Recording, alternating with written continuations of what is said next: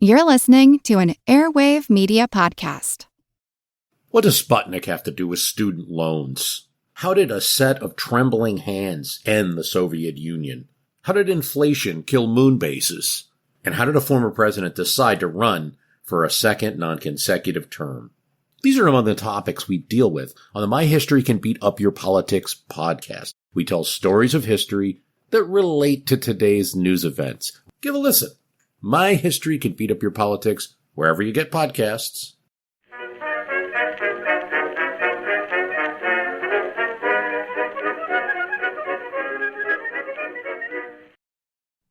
Hello everyone and welcome to History of the Second World War, Listener Q&A. A few months ago, I put out the call for questions on the podcast and on various social media platforms, and we have the first batch of them in this episode. If you would like to ask a question and get it answered, send them to historyofthesecondworldwar@outlook.com.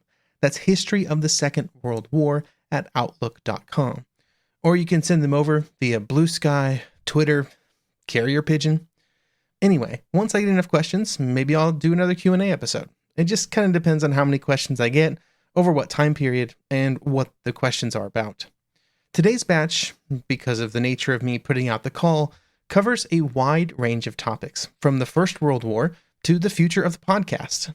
As with every special episode, I would like to thank every person who has listened to the podcast over the years, and those who have chosen to support the podcast by becoming members, and just everybody listening right now. You keep the podcast going, and you have my eternal gratitude.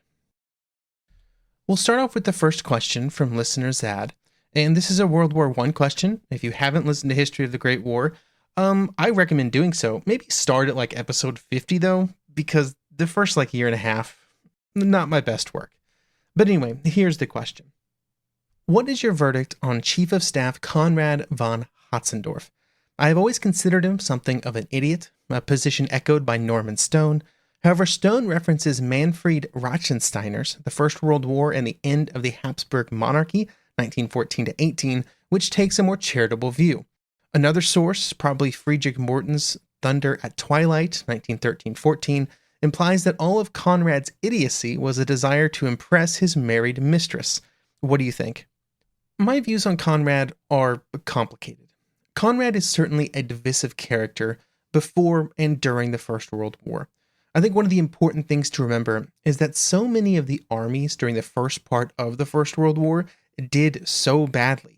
And so you have to decide how you evaluate each of the military leaders based upon the general average of performance, which was horrible. Do you curve the grade a little bit, maybe? That can impact how you rate his generalship. One of the interesting things about Conrad is that more than most other military leaders in 1914, he had been the chief of staff of the Austro-Hungarian army for a long time, long enough to make major changes and to sculpt it into the fighting force that he wanted. He had first been chief of staff in 1906, and except for a brief break in 1911, he would remain in that position until 1917. This means that whatever the Austro-Hungarian army was, and whatever it did in 1914, Conrad is the only person who can get blame or credit. Nobody else was in a position to make changes. From a military theory perspective, I'm inclined to give him mostly a pass, honestly, for his kind of offensive obsession, mostly because that was so typical of military leaders at the time. I find it difficult to criticize one specific person for holding the dominant view at any given point in history. However, I will criticize his wartime leadership much more strongly. The first 12 months of the war were an unmitigated disaster that basically crippled the Austro-Hungarian army for the rest of the conflict. On both the Serbian front and against the Russians, there were simply so many mistakes that were made at the highest levels of strategic command, which is directly the responsibility of Conrad. Once the failures started, the greatest criticism that can be leveled against Conrad is that the attacks continued even though they were continuing to be complete disasters. The example I always go back to are the Carpathian attacks in the early months of 1915, during which the Austro-Hungarian forces were attacking in miserable snow and temperatures that were causing men to simply freeze to death in the mountains. I guess where I personally fall on Conrad is that he had a completely wrong understanding of what a war would be like, which is a mistake, but a minor one. But then the complete failure to adapt to what the war actually was is the greater sin, I think. He would prove to be a very poor wartime leader, where adaptation and quick adjustments were crucial. But just to counter my own argument, it isn't like he was wielding a finely tuned machine in the Austro-Hungarian army. There were a lot of problems in that army that, even though he was the chief of staff, he could not completely fix. And the stuff about the mistresses, or the mistress, I guess, singular, maybe singular, I've heard those too. I'm always tempted to discard those unless somebody makes an incredible case for them. That just feels like somebody didn't like Conrad and then wanted to make his, mistress or his personal life part of those professional decisions, which I think just kind of feels like just throwing insults at him at that point. I also feel like maybe now that I've reached the end of this answer, I've talked myself into believing that perhaps I'm not as negative on him as I thought I was when I started the answer, but he was still just such a rubbish leader during the war that he should be considered a failure. Next up, we have a question from listener Pedro. What exactly did National Socialist intervention in the Middle East look like? What projects, operations, and initiatives did they have going there, and what impact, if any, did it have on the wider war, or, if relevant, the future in general? Now, I think the best way to classify the German and Italian thoughts and actions in the Middle East is that they were about one successful campaign away from being very concerned about it. For the Italians, they first had to conquer Egypt, which they would never do. And for the Germans, they had to knock the Soviet Union out of the war, which they would never do. For the Germans, a push into the Middle East, particularly towards the rich oil regions, was very possible if the Soviet Union had surrendered. During the heady days of July and August and September 1941, as the Germans were pushing deep into the Soviet Union and victory appeared to be imminent, the eyes of the German leaders definitely started to gaze on the map in that direction, and you see some writing and some very rough outlines of some plans sort of come up at that point, but of course they never got put into action. On a much smaller scale, there was German support for the revolt in Iraq against the British forces that had governed Iraq since it had become a British mandate after the First World War. The relationship between the British and the Iraqis was rough during the interwar years, and as the British pulled back from direct military intervention in the country, anti-British leaders gained power. This would lead to cooperation between Germany and Italy with Iraq. The Germans and Italians were able to capitalize on existing anti-British feelings in the region to kind of bolster the power of these anti-British forces within the country of Iraq. They were able to take advantage of the fact that many felt that the British had been essentially just foreign military occupiers after the fall of the Ottoman Empire after the First World War, and the Axis powers offered a way to push back against those occupiers. In May 1941, there would be a revolt in Iraq that would seek to fully remove the British from the country, and during that campaign, the Germans would attempt to assist, moving aircraft and supplies through the Syrian territory controlled by Vichy France. I won't go into too much more detail here, because there's going to be a whole episode about the revolt later this year, but I think the most important thing to remember about the Middle East is that for the Germans and for the Italians, it was for a specific moment in, say, 1941, sort of the next phase of the war that they envisioned, after they defeated the enemies or conquered the territory that they were trying to conquer in Egypt and the Soviet Union. It would just never happen due to the tide of the war turning against them. Next up, we have a trio of questions about the Battle of Britain from listener Seth. What were the experiences of German pilots shot down over England? What was it like for them between bailing out and capture? What about their wartime experience? You may be considering the topic of POWs later in the war, but I expect the German pilot experience is different to Allied POWs, and also that of German soldiers captured in North Africa or after Overlord. So first up, prisoners of war will definitely be a topic of discussion on the podcast. It might be a little bit though, as I think that kind of discussion works best as a comparative discussion where the podcast can look at how various groups were treated and how it varied wildly, not just between the participants in the war, but sometimes based on what ethnicity a prisoner was. The treatment of, for example, Soviet POWs by the Germans was completely different than what the British and American airmen would experience. For German pilots that were shot down over Britain during the battle, the general process would be that they would be arrested either by local police or military forces. Once they were captured, they would be questioned, especially pilots and officers and anybody who had ever even touched a knob on a radio, as they were seen as a valuable source of intelligence. In fact, the British would learn of the German radio navigation system from the prisoners, and it would lead them to developing a counter for that radio navigation system, all mostly from sort of capturing prisoners and questioning them. After questioning, they would be grouped together in camps until there were enough to put on a ship to send to Canada. During this phase of the war, the general goal was to get them to Canada as quickly as possible, and there they would be put in pretty standard prisoner of war camps. Being across the Atlantic, the security considerations were a bit different, but they were still prisoners. You are correct that the experiences of these prisoners was also quite a bit different than other groups from other theaters, but there was also a lot of similarities. For all the prisoners taken in the Western and desert theaters of the war, they were generally treated pretty well. Some of them worked as part of their imprisonment, which was completely allowed, but not in the kind of horrible slave labor conditions that other groups would experience, particularly on the German or Soviet sides. The benefit that the Americans and British had was that they could completely remove the prisoners that they took from the fighting area. They could send them to Canada or the United States or even just somewhere deeper into the Middle East. This sort of took the German prisoners out of the war in a way that the Germans could never do, because the only places they had to put prisoner of war camps were located still within the war theater, which I think is a major reason why you do not often hear much information about prisoners taken by the Allies during their time in the war, because those prisoners were removed from the war story entirely. There was no chance of a German prisoner of war in rural Canada having any further impact on the conflict. They just had to live there until it was over. And now we have Seth's second question about the Battle of Britain. Was there anything plausible the Germans could have achieved in the Battle of Britain? It's hard to imagine any damage or losses that couldn't be made good within a few months, but what if the Germans had hit more factories or airfields? Could they have limited air resources for North Africa or Malta or the Atlantic?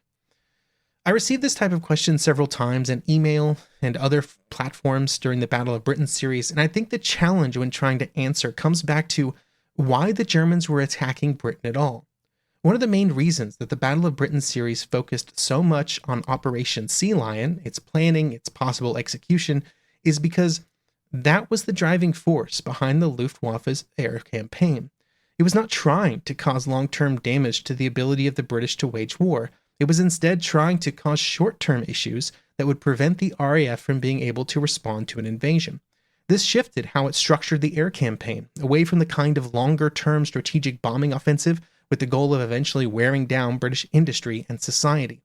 But for the sake of the question, let's assume that they did want to try and cause long-term damage to the factories and or airfields. First up, I think we can take airfields off that list. I don't think there would be anything that they could do to really permanently put enough airfields out of action to prevent the RAF from using those airfields. My reasoning for this is actually rooted in the efforts of the Allies later in the war with their strategic bombing campaign, and the fact that airfields were generally given low priority targets by the Americans and the British, when they had infinite more bombs and infinite more bombers to launch at those airfields. They still consider them quite low priority. On the factory side, those were certainly valid targets, as agreed by every air force that undertook a strategic bombing campaign during the Second World War. But if the Germans wanted to cause long-term damage to those factories, they honestly just straight up did not have enough bombers. The Luftwaffe started the campaign with around 1,300 medium 2-engine bombers. There were also several hundred Stukas, but their ability to operate over Britain was compromised pretty early, so I think we can rule those out of a long-term bombing campaign. This meant that the Luftwaffe, using very rough math, had about a 2,000-ton bomb-carrying capacity in all of those bombers. Now, of course, not every single bomber was available for every raid, and they were never all together. But for the sake of the question, let's assume the Luftwaffe had every single bomber in one raid with maximum bomb load. That's about 2,000 tons. This maximum effort, which could not happen constantly, it would take days between each raid, would still be below the average tonnage of bombs dropped on Germany by the Americans and the British in 1944, which was 2,500 tons of bombs, average for an entire year. So 2,500 tons every single day on average. The Germans could have dropped bombs, but they and everybody else greatly underestimated how many bombs they would have to drop to make meaningful long-term impacts on production. And that's the best case scenario for the Germans, that 2,000 tons. That doesn't include any kind of British, resistance, which would certainly have been there. They would have been resisting just like they did in the normal Battle of Britain, and they would have had to continue that pace of bombing for months, years, just like the Allies did. I think looking back from today, it's difficult to understand just how much larger the Allied strategic bombing campaign was than what the Germans were able to do in 1940. And even that would take years to have a meaningful impact on the German economy. The largest German air raid over Britain was a raid of London in May 1941, and they dropped a bit over 700 tons of bombs. That's a little over a quarter of that 2,500 average tons of bombs dropped on Germany in 1944. I don't think there's any way that the Germans could have sustained anything even close to the volume of bombing raids that would have been required to meaningfully cripple British productive capacity. By the end of the Battle of Britain, I know they didn't focus on factories at that time, but they were producing more than they were at the beginning of the battle. They were outpacing German production, and it would have taken a long time to reverse that trend. The only way that would have happened is if the entire German war effort was placed on the bombing campaign of Britain, and that was just not going to happen.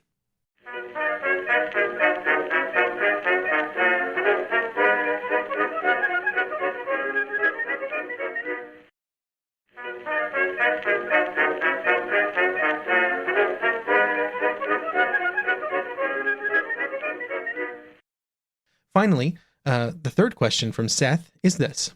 What was the impact of the Battle of Britain on the invasion of Russia? How broken was the Luftwaffe? So there certainly was an impact on the Luftwaffe in particular.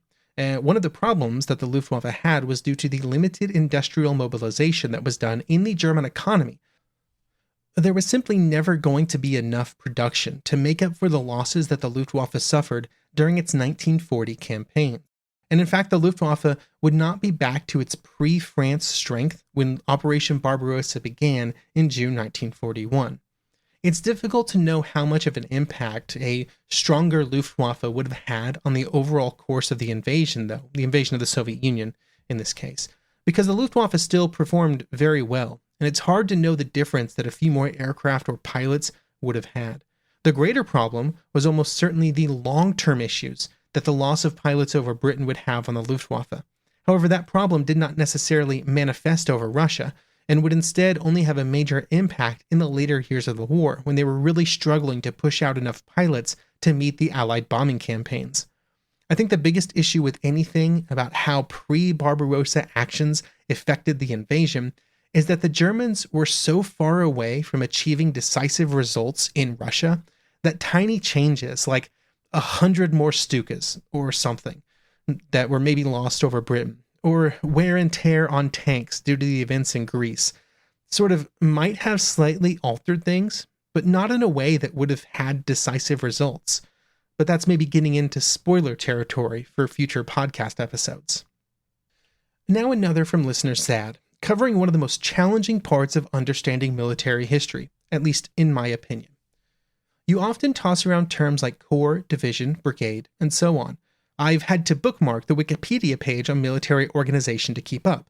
I know these vary over time, and military American divisions were larger than the French divisions during the First World War, and there were other major differences, especially once we get to the Eastern Front in the Second World War.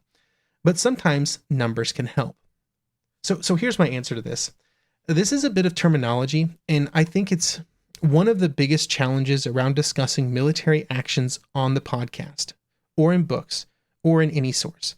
And the number one reason is not because the size of corps, division, and brigade, etc. is not well defined, because the definitions are there, but most armies define them differently. This results in a situation where you almost have to define them for each of the armies involved in the fighting. This has already been an issue, but it will be an even more serious issue once the podcast reaches the Eastern Front after 1941, because the definition of a division in the Red Army was slightly different than German divisions, and they handled reinforcement differently, which resulted in the definition shifting greatly throughout the course of Barbarossa and other Eastern Front campaigns. But this then touches on the biggest problem for these unit names, particularly in a podcast or in a book. It was very rare that any specific military unit was actually up to full strength after a campaign started. There were always men sick, on leave, or casualties that had not been replaced. This makes the definition of a specific unit more or less accurate depending on the situation. Generally, the podcast does not dig into the level of detail required to discuss this type of difference, which is why I almost always just give the unit type. But there are situations where you'll have a division that's, a quarter or less of its paper strength.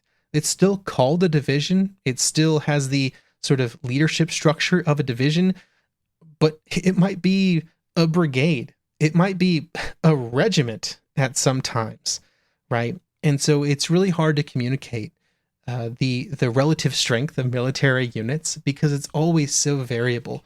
And so that's why I think I've defaulted to just saying that the type of unit that it is, even if, again, it's only a quarter of a division or something. And I don't know if there's a way to get around that without digging into lots and lots of detail and having lots of discussions about relative strength at all times. If you want a good mental picture of a good way to kind of picture these units, though, in a kind of somewhat army agnostic way, a battalion is about 1,000 men, a brigade is about 4,000, a division 16,000, a corps 40,000. That gives you at least a basic order of magnitude of each of these unit types. I do try and point out when a specific unit is well below their normal strength most of the time, but sometimes I'm also limited by my sources, which may or may not mention the strength of a unit at any given time. But I will say I'll try and throw these type of numbers in a little more frequently as we go forward, particularly when we get to the Eastern Front, because there's a lot of these things. There are a lot of people, a lot of units, a lot of things to keep track of. And so giving some rough sizing would probably be useful. Now here is listener Stephen with 2 questions specific to Canada. I got 2 questions for you. I might have missed it, but you never really went into the Geneva Convention. So my first question to you is, how much of a role did Canada actually play in a lot of the rules made up at the convention? My second question to you is, will you be releasing any episodes about the work camps and internment camps that were in Canada and the USA in World War II that always seem to be lost in history? So for the first question on the Geneva Conventions, I'm guessing you're referring to the Geneva Conventions on the Treatment of Prisoners of War that was signed in 1929. Unfortunately, in my digging around online, I've been unable to find what would be required to answer the question of Canada's participation, which would have to be something like meeting minutes. I'm sure they are buried in an archive somewhere, but it is only the Geneva meetings starting in 1947 that are well sourced online. So all I can say really is that Canada was definitely there. They definitely did sign, just like they signed a bunch of other agreements, like the 1933 agreements on the treatment of wounded and sick combatants.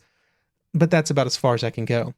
This question has made me realize that I should really do some episodes on these agreements, though, as they become an important part of the discussions after the war of what was and was not a war crime, which would be pretty important. As for the second question, I absolutely will be touching on the camps in Canada and the United States at some point.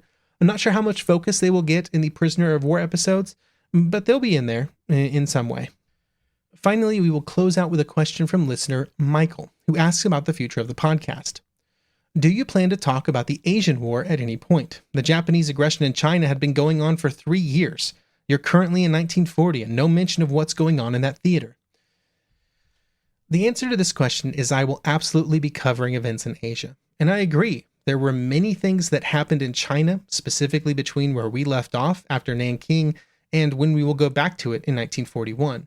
About a year ago, I made the decision to stick with the European narrative through Season 4, which focuses on Britain and the Mediterranean, and then Season 5, which will focus on Operation Barbarossa, without breaking away and covering China, to try and prevent it, really, from being overshadowed.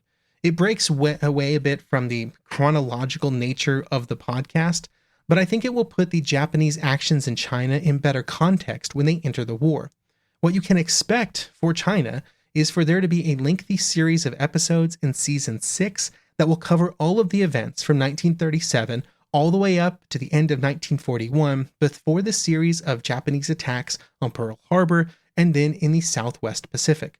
My hope is that this structure will make it far more clear how events in China during those years impacted and directly led to the decision to enter the war with the United States, instead of making them feel disjointed, throwing in a couple of China episodes between events in North Africa or something.